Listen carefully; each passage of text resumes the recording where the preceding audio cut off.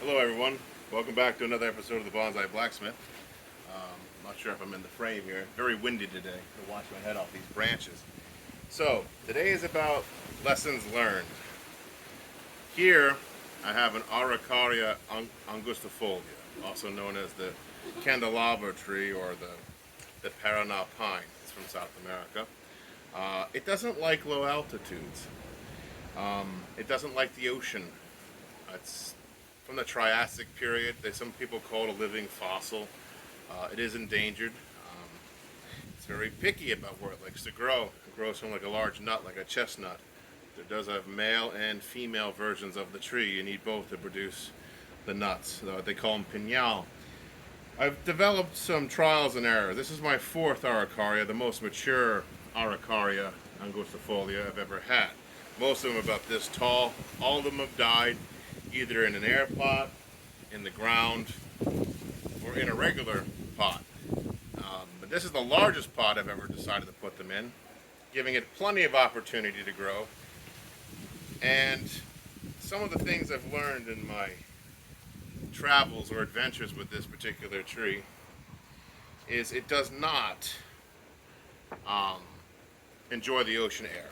It settles on it, it dies back, it slowly cooks itself back, but reacts with the sun hitting it with the residue of the sea air after it's evaporated. They call it a maresia, or the sea mist. It evaporates off it, then it reacts to it. It doesn't like any of that business. It's not about that life. So I'm going to set it down here for now, very gently. I'm going to go ahead and start loading this bucket up, this pot. It is a bucket too.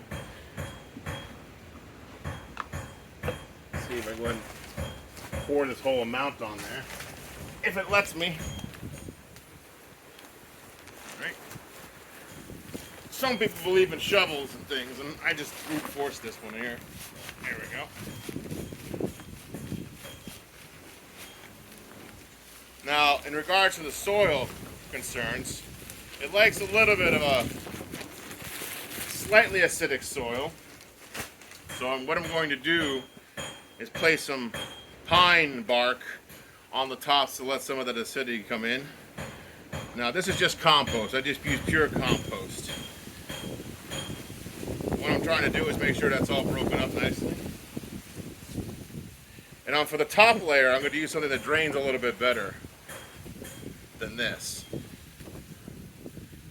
So that's been aerated. Check for chunks and any foreign things I don't want to hang out in here. Let's go ahead and cut open the plastic sack this is in, using my nifty pen knife. Now I'm going to look at the root base. This soil here is much better than the ones I've been getting from the other nursery. They were red soil from the northern Brazil. This is black soil from southern Brazil. This is from a colder part of Brazil.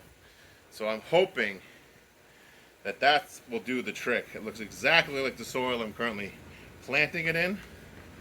Now I have a very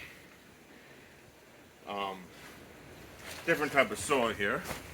Let me go ahead and get that.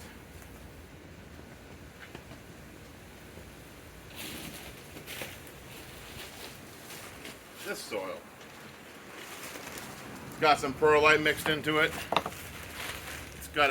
I would say it drains a lot better, the composition of this particular soil. I can go ahead and stop being a caveman, and you can see it's a little bit more of a fluffy soil. It blows away in the wind. I don't want to kill this tree, so I'm going to talk to you about two other ideas I've come up with. There's actually three. Growing it from seed is my last hope if this doesn't work. This particular test, I'm going to keep the tree elevated so it doesn't get the thickest part of the sea air drying on it and settling on it. That's one. The second thing I'm going to do, every day, no matter what the day conditions are except for heavy rain, is spritz it.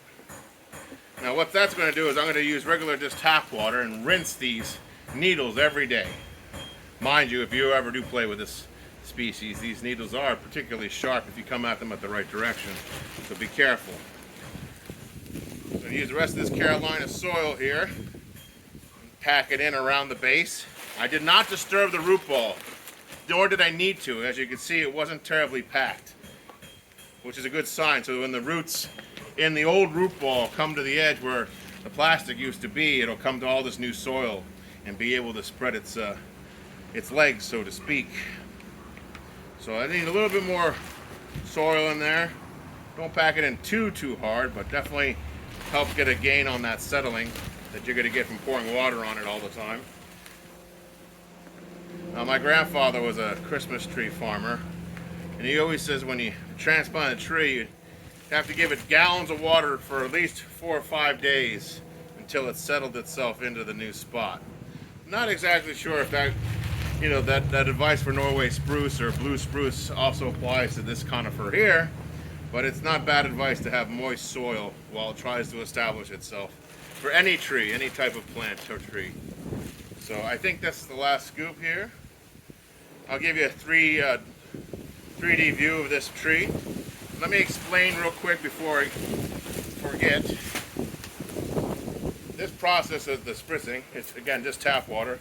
Just gonna wash off the residue from the sea air. I'm only 300 feet from the ocean here. Yeah, it's still zone 11, it's warm. Plant life loves it, but that sea air, that salt does not help. Yeah, I could put this in a greenhouse, very true. But right now I just want to make sure that it doesn't react negatively to the salt sitting on its needles. It doesn't happen when it likes to grow above 600 meters. So, that's, what is that, 1,800 feet? So yeah, it likes to grow up a quarter mile up in elevation. So I'm asking a lot. Now, you're probably asking, Sam, why are you trying to grow this tree? Well, 2 reasons. One, I want to make it a bonsai. Very hard to bonsai this tree.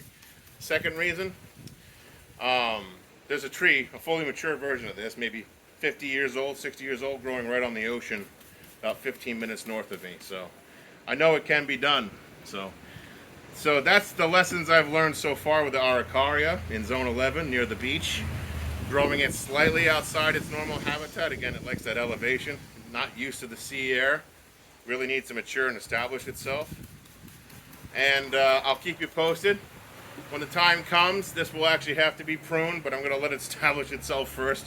Let it grow into this pot, and then I'm going to back cut it, and then it'll hopefully candelabra out over a course of a few years. That's the overall plan for this tree. Again, thank you for watching to the end and hanging out with another episode of the Bonsai Blacksmith, and until next time.